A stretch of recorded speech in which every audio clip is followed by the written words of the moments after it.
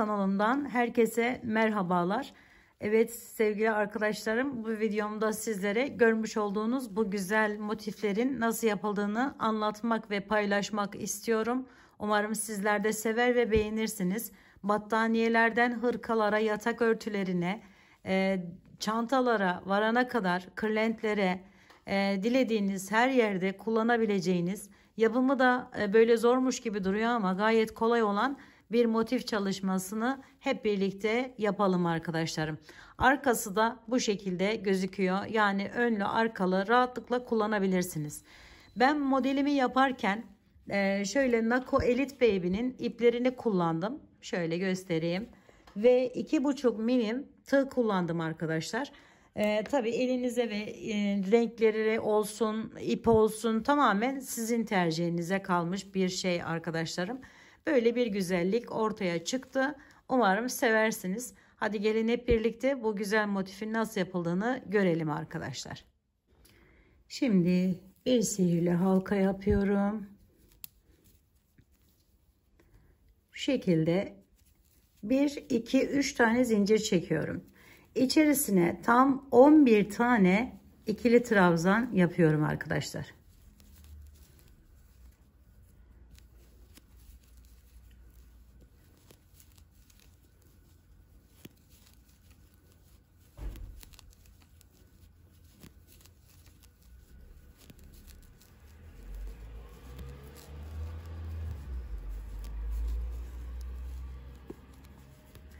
Şimdi bu ikili trabzanları yaptıktan sonra şu şekilde yapıp 11 tane yaptık arkadaşlar. Zincirimizle 12 olmuş oluyor.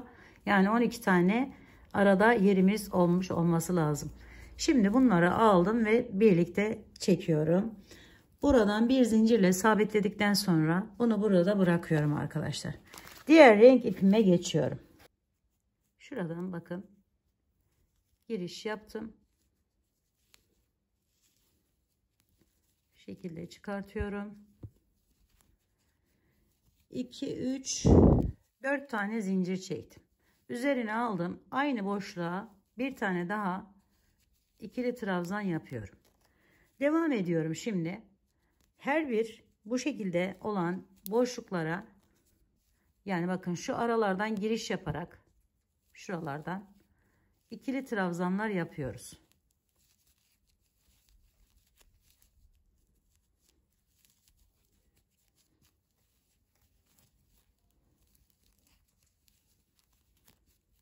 Bakın böyle. Şimdi devam edelim.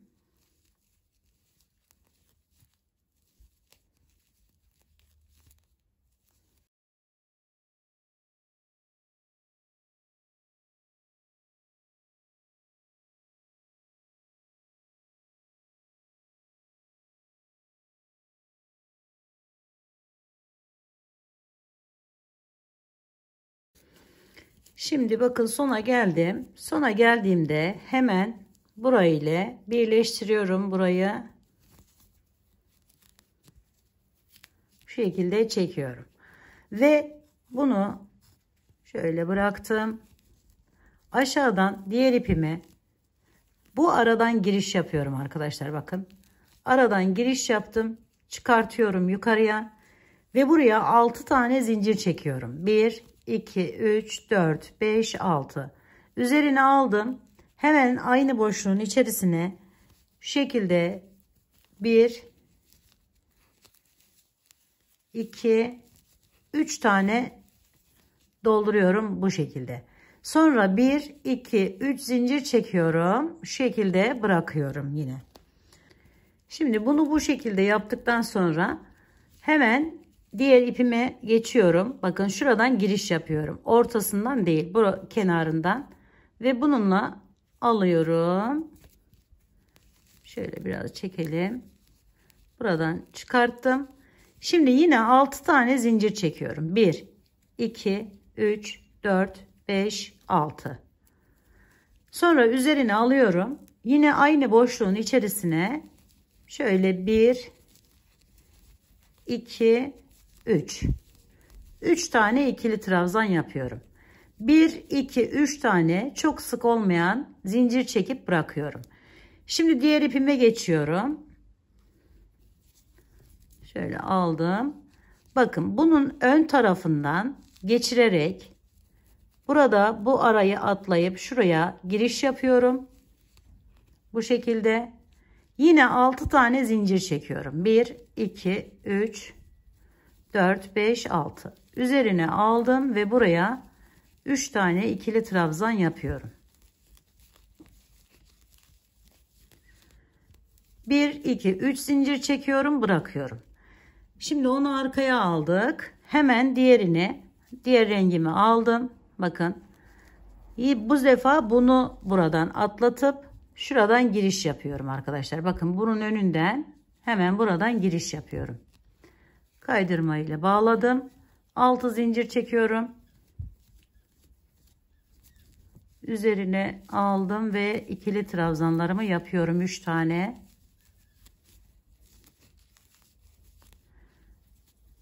3 zincir çekip bıraktım. Sonra diğerine aynı işlemi yaparak 6 tane bir renkten 6 tane bir renkten toplamda 12 tane bu şekilde yer yapıyoruz. Bakın 1 2, şimdi üçüncüyü yapıyorum bu rengin. 1 2 3 4 5 6.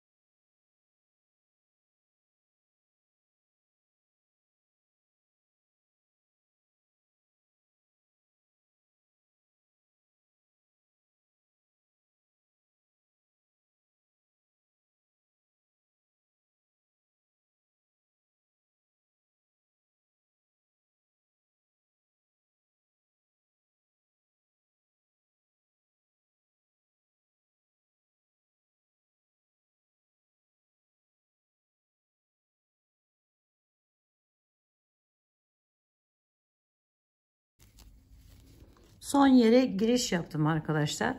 Şimdi yine aynı şekilde 2 3 4 5 6 üzerine alıp 3 tane ikili trabzan yapıyoruz.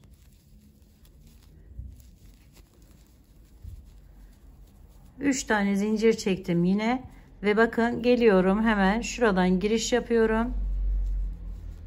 Bunun tam şu yerinden şekilde kaydırma ile bağlıyorum. Bir tane zincir çekip bu ipimi kesiyorum arkadaşlar. Şimdi diğerini de aynı şekilde bakın 3 zincirimizi çekmiştik. Hemen onu da bakın bu beyazın üzerinden atlatıp şu boşluğa giriş yapıyorum. Oradan kaydırma ile bağladım. Bir zincir çektim. Bunu da kesiyorum. Ve böylelikle orta kısmı tamamlamış oluyoruz. Hemen arkadan şunu içeri arkasına alalım. Evet. Şu şekilde. Şimdi sayalım. Şöyle 1, 2, 3, 4, 5, 6. Hemen yanındakine 1, 2, 3, 4, 5, 6. Gördüğünüz gibi 6, 6 toplamda 12 tane bu şekilde yerimiz olmuş oluyor arkadaşlar. Evet, şimdi motifimizin kenar kısmına geldi arkadaşlarım sıra. Hemen bakın şu uç kısmından herhangi birinden fark etmez. Şöyle giriş yapıyorum. Bunu buraya tutunuyorum. Bir tane şu şekilde yer yapıyorum. Şimdi hemen yanındaki yere bakın şöyle giriş yapıyorum, yanındaki yerden bir tane sık iğne, sonra ikincisini üzerine alıyorum, çakma sık iğne yapıyorum, sonra üzerine alıp sonuncu yerden giriş yapıyorum, oraya da bir tane ikili trabzan yapıyorum. Diğerine geçiyorum. Aynı şekilde bakın şuradan giriş yaptım. Zincirimin üzerinden hemen giriş yapıyorum. Bu şekilde çektim. Bir tane sık iğne, bir tane çakma sık iğne, bir tane de ikili trabzan yapıyorum ve bir diğerine geçiyorum.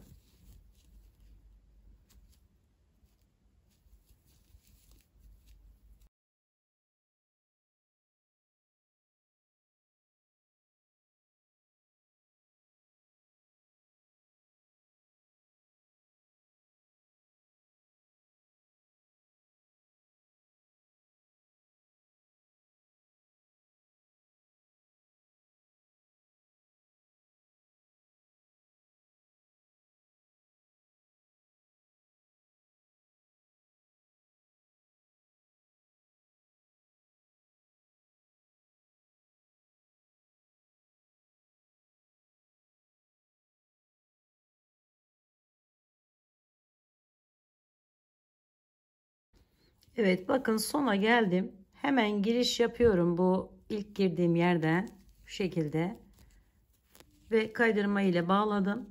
Şöyle bir görüntü elde ettim. Şimdi burada 1 2 3 4 5 6 tane zincir çektim. Üzerine 2 doluyorum önce. Hemen aynı yere giriş yapıyorum arkadaşlar. Aynı yerin içerisine. Ve buraya bir tane üçlü trabzan yaptım. Sonra üzerine alıyorum. Hemen yanındaki yere, az önce sık iğne yaptığımız yer, oraya bir tane ikili trabzan yapıyorum. Hemen bir yana üzerine alıyorum. Şu şekilde çakma sık iğne yapıyorum. Arada 1 2 3 4 5 6 tane önce yaptım. Bakın 7.'yi de şu şekilde yapıyorum. Sonra üzerine alıyorum. 7 tane normal sık iğne ile devam ettik. 8.'yi arkadaşlar üzerine aldım. Çakma sık iğnemi yapıyorum. Sonra üzerine alıyorum. İkili trabzanımı yapıyorum. Sonra üzerine 2 dolayıp tam bu orta birleşim yerine bir tane üçlü trabzan yapıyorum önce. İkinci köşem olacak. 1-2 tane zincir çekiyorum. Tekrar üzerine 2 doluyorum. Ve aynı yerden giriş yaparak buraya bir tane üçlü trabzan daha yapıyorum. Şimdi motifimi burayla birleştirmem gerekiyor. Bu zor olan yerden başlamak istedim ki hani daha anlaşılsın diye. Evet, diğer motifimin üçlü trabzan olan şu kısmından giriş yapıyorum. Bakın hemen üstünden ve bunun üçlü trabzanı ile birleştiriyorum. Şöyle göstereyim arkadaşlar. Şimdi üzerine aldım.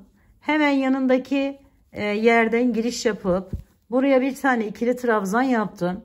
Burada da aynı şekilde ikili trabzan yaptım. Şöyle açarak göstereyim. İkili trabzan yaptım. Şuradan giriş yapıyorum. Ve bu şekilde birleştiriyorum. Sonra çakma sık iğneyi birleştiriyorum. Yani artık birleştirerek ve bu çakma sık iğne yerlerine dikkat ederek devam ediyoruz. Şimdi alta indim. Sık iğneme geçtim artık sık iğneye. 7 tane sık iğne var arada. O sık iğneleri birleştiriyorum. Birleştirerek devam edeceğiz arkadaşlar.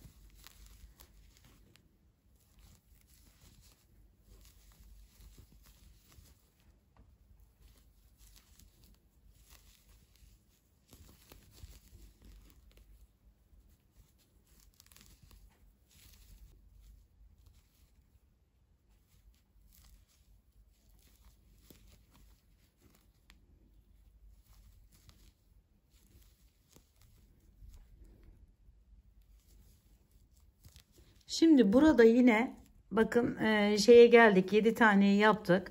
Çakma sık iğnemi yapıyorum. Yukarıdan da aynı yerle birleştiriyorum. Sonra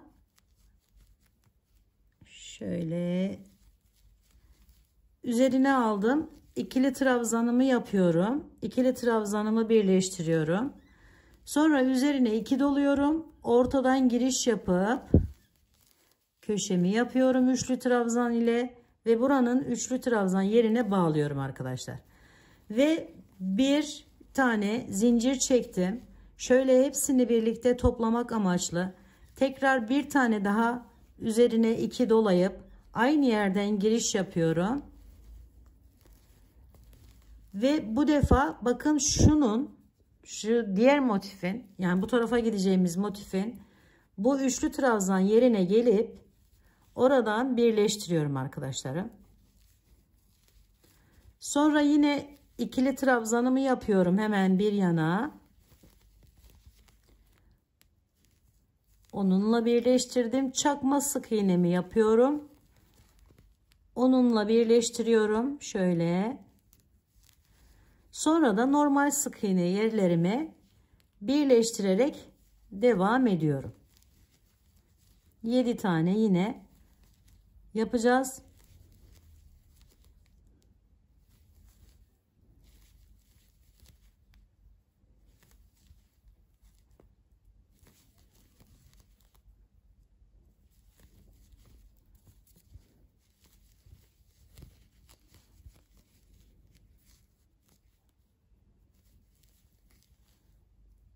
Şimdi normal sık iğne bir tane daha yaptım. 7.'ye geldim, birleştirdim. Şimdi üzerine aldım. Çakma sık iğnemi yapıyorum. Burayı ile birleştiriyorum. Sonra üzerine alıyorum. İkili trabzanımı yapıyorum.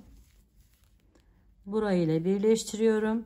Sonra üzerine 2 doluyorum ve yana geçip diğer üçlü trabzanımı yaptığım yere birleştiriyorum. 2 zincir çektim. Tekrar üzerine alıp diğer tarafı da tamamlayacağım arkadaşlar. Şöyle bir görüntü elde edeceğiz. Evet, orayı da hemen devam edelim.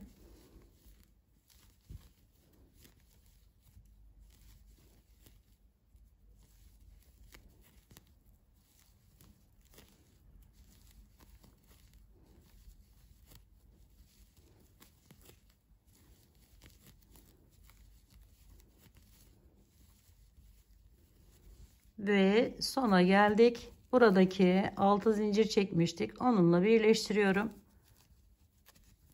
Ve tamamlamış oluyorum. Böylelikle bakın böyle bir güzellik ortaya çıkmış oluyor arkadaşlarım.